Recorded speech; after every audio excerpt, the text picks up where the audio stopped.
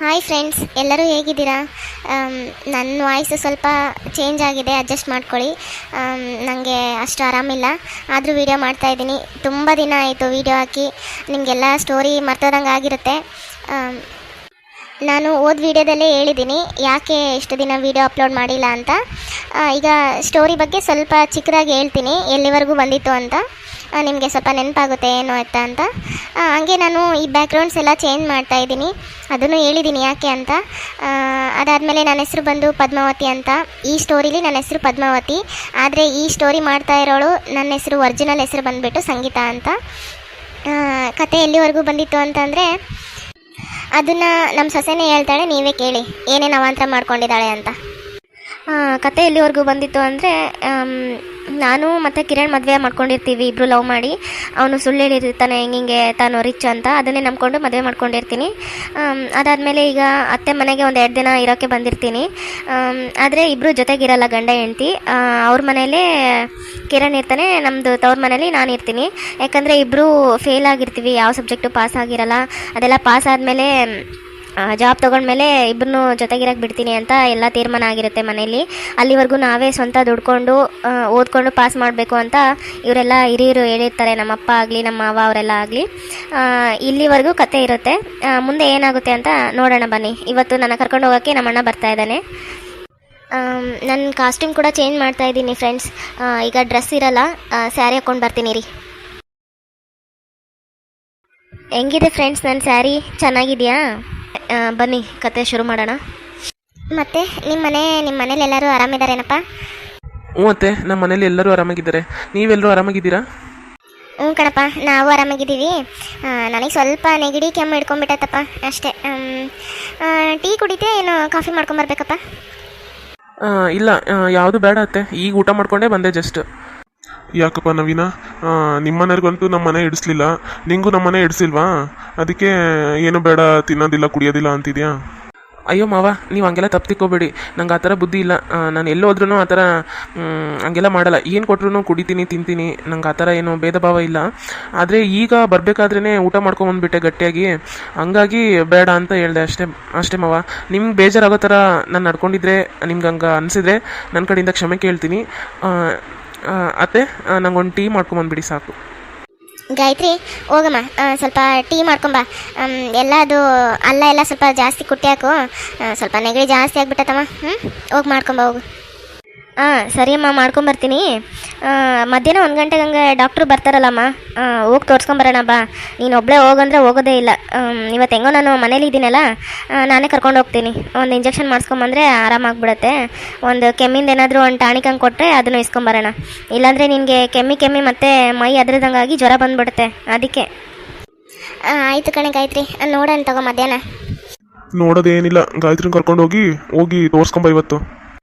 Gas ನಿನ್ನೆನೇ ಖಾಲಿ ಆಗಿಬಿಟ್ಟೈತೆ, ಇದು book ಮಾಡಿಲ್ಲ ಏನಿಲ್ಲ. ಇವತ್ತಾದರೂ ಬುಕ್ ಮಾಡಿ ತರಿಸ್ಬೇಕು. ಇವತ್ತು ಒಲೆ ಮೇಲೇ ಮಾಡಿಕೊಡ್ಬೇಕೀಗ. ಚಹಾ ಎಲ್ಲ ರೆಡಿ ಆಯಿತು, ಈಗ ಗ್ಲಾಸಲ್ಲಿ ಹಾಕ್ಕೊಂಡೋಗಿ ಕೊಟ್ಟು ಬರಬೇಕು.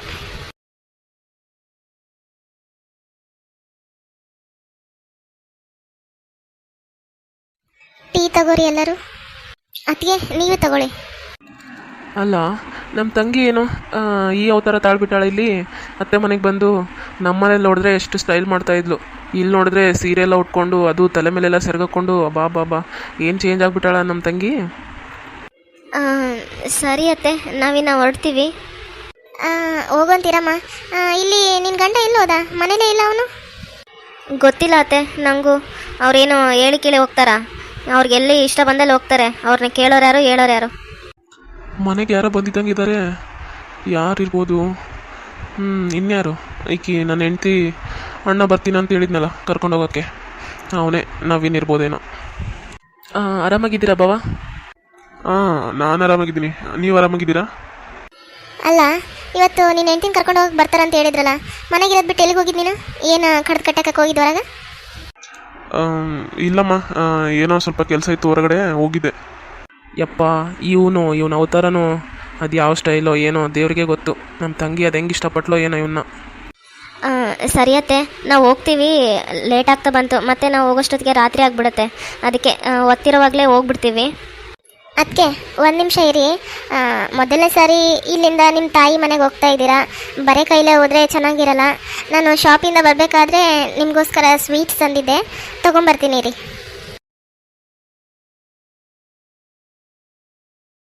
ಅದಕ್ಕೆ ತಗೋರಿ. Thank you Gayatri. ಹುಷಾರಾಗಿ ನಿಧಾನಕ್ಕೆ ಹೋಗ್ರಿ.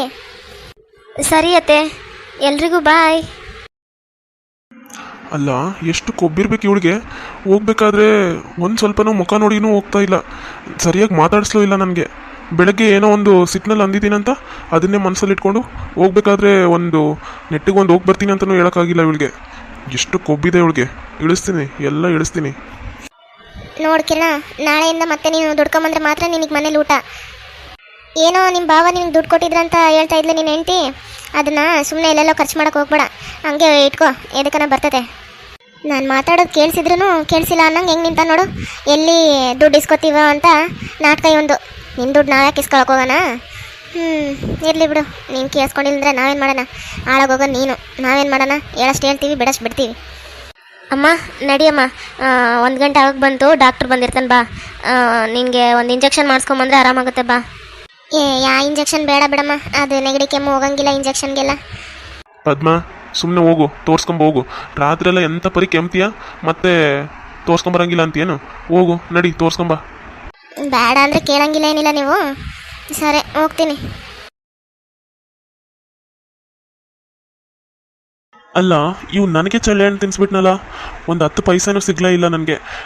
7,000 ಕೊಟ್ಟಿದ್ದೀನಿ ಅಂತ ಎಲ್ಲರ ಮುಂದೆ ಸುಳ್ಳು ಹೇಳ್ದ. ನನಗೆ ಆಟ ಆಡಿಸ್ತಾನ ಅವನು.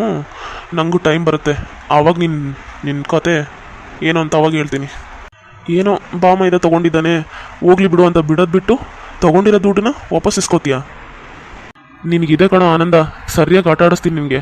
ಹೆಂಗೋ ನಿಮ್ಮ ತಂಗಿ ರಾಧಿಕಾ ನೋಡಿದ್ರೆ, ಅವಳು ಮಾತಾಡೋದು ನೋಡಿದ್ರೇ ಗೊತ್ತಾಗುತ್ತೆ ಅವಳಿಗೆ ಮತ್ತು ನಿಮ್ಮ ಅಮ್ಮಂಗೆ ನಿನ್ನ ವೈಫ್ ಅಂದ್ರೇ ಆಗಿ ಬರೋಂಗಿಲ್ಲ ಅಂತ.